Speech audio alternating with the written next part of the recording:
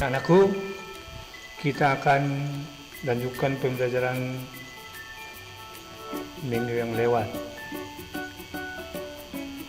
Kita lihat di situ ada pembangunan wilayah dan pusat pertumbuhan. Ini ada beberapa faktor yang mempengaruhi pembangunan wilayah dan pusat pertumbuhan. Yang pertama di situ adanya perubahan. Di mana perubahan?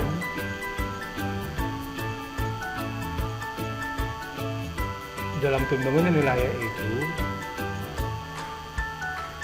bahwa wilayah itu akan berkembang seiring dengan bertambahnya jumlah penduduk, sehingga penduduk itu mempengaruhi wilayah-wilayah, maka wilayah itu akan mengalami perubahan.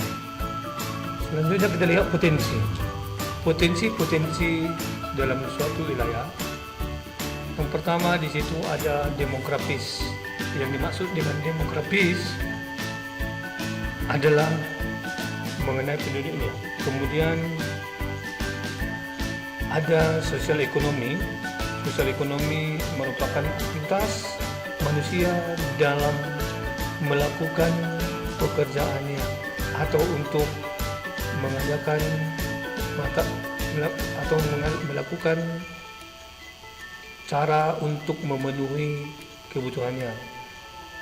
Yang ketiga ada penggunaan lahan. Dalam penggunaan lahan, misalnya lahan pertanian, lahan perdagangan, lahan kehutanan dan sebagainya. Lalu yang keempat adanya aksesibilitas. Aksesibilitas itu merupakan suatu bagaimana kita menjangkau suatu lokasi atau wilayah.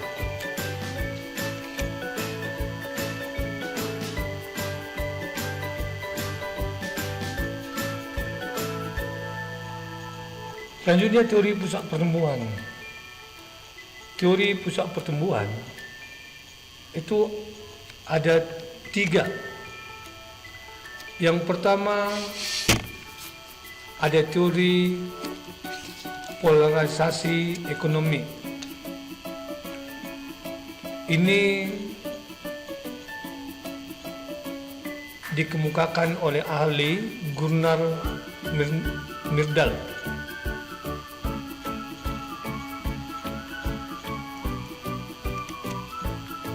Yang pertama dikatakan adalah pasar sebagai pusat pertumbuhan dan menjadi daya tarik masyarakat beraktivitas ekonomi.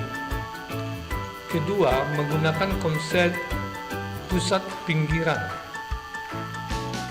Konsep pusat pinggiran artinya di situ adanya perbedaan pembangunan di antara kota dan desa. Yang ketiga, munculnya surprise effect dan backwash effect, yang artinya di situ surprise effect itu merupakan penyebaran pembangunan dari pusat pertumbuhan ke daerah sekitarnya, misalnya Jabodetabek. Sedangkan backwash effect itu merupakan kebalikan dari surprise effect. Ya, artinya di situ penyebaran pembangunan lambat di luar Jabodetabek. Kedua, ada kutub pertumbuhan. Kutub pertumbuhan dikemukakan oleh ahli Preux pada tahun 1950. Yang pertama dikatakan adalah kutub pertumbuhan merupakan pusat pelayanan yang dimiliki suatu tempat dengan kekuatan sentripetal. Sentripetal itu dimasukkan adanya daya tarik dari pusat pertumbuhan ke wilayah sekitarnya. Kemudian yang kedua, kutub pertumbuhan ditandai dengan munculnya industri skala besar. Yang ketiga, ada teori tempat sentral dikemukakan oleh Christaller 1933. Yang pertama dikatakan pusat pertumbuhan didasarkan atas lokasi dan pola persebaran dalam ruang. Kemudian yang kedua, pusat pelayanan lebih optimum dengan membentuk jaringan heksagonal. Ya, jaringan heksagonal itu maksudnya itu segi 6, di mana wilayah-wilayah pendukungnya mampu terlayani oleh tempat yang sentral.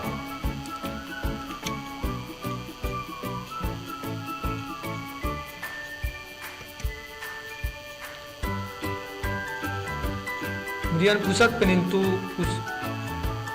faktor penentu pusat pertumbuhan.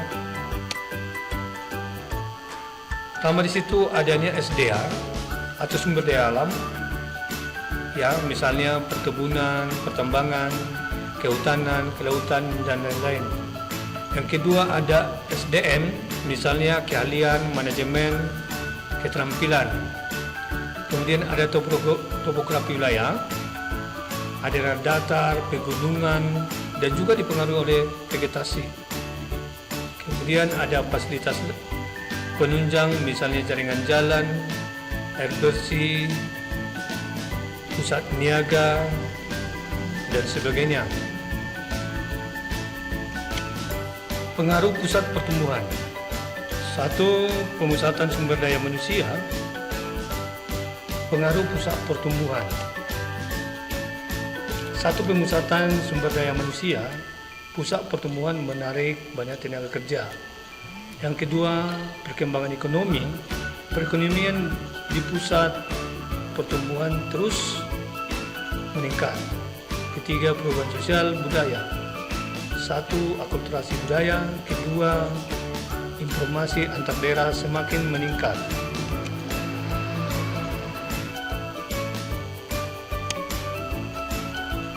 Perencanaan dan permasalahan tata ruang di Indonesia.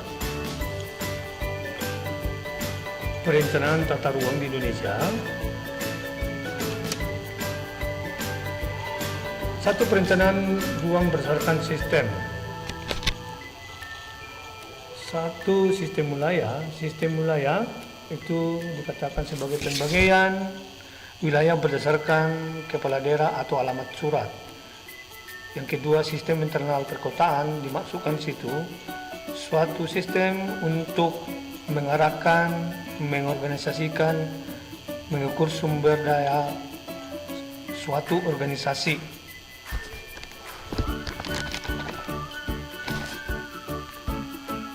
Kedua, penataan ruang berdasarkan fungsi utama kawasan.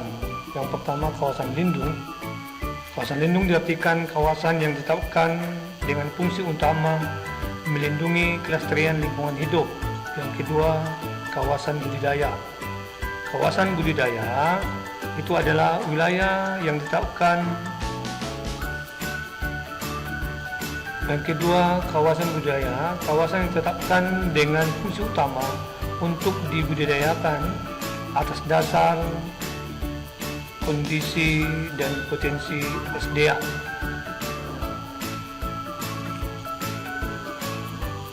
Ketiga, penataan ruang berdasarkan wilayah administratif. 1. Penataan ruang wilayah nasional, misalnya Indonesia. Kedua, penataan ruang wilayah provinsi, misalnya Sumatera Utara, Riau, Nats, Riau, dan sebagainya. Yang ketiga, penataan ruang wilayah kabupaten atau kota, misalnya Kabupaten Diri, Tanah Karo, Simalungun, dan juga sebagainya.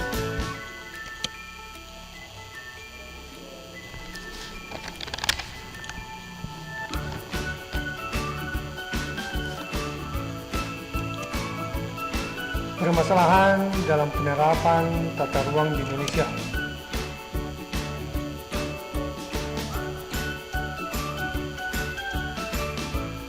Yang pertama, pemanfaatan dan pengendalian ruang yang belum efektif. Ini kalau belum efektif berarti dia belum berhasil guna. Kemudian adanya lembaga penyelenggaraan penataan ruang belum efektif.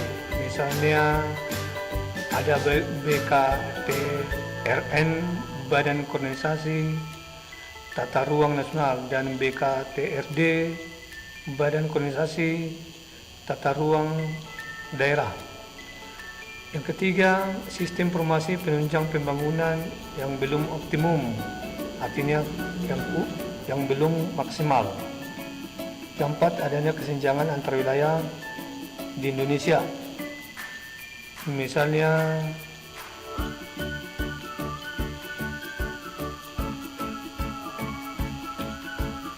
kesenjangan antar wilayah di Indonesia, di situ misalnya mengenai perkebunan, mengenai pertanian, mengenai pertambangan, mengenai wisata dan sebagainya. Selanjutnya yang terakhir adalah potensi konflik pemanfaatan ruang, misalnya batas wilayah dan juga potensi wilayah.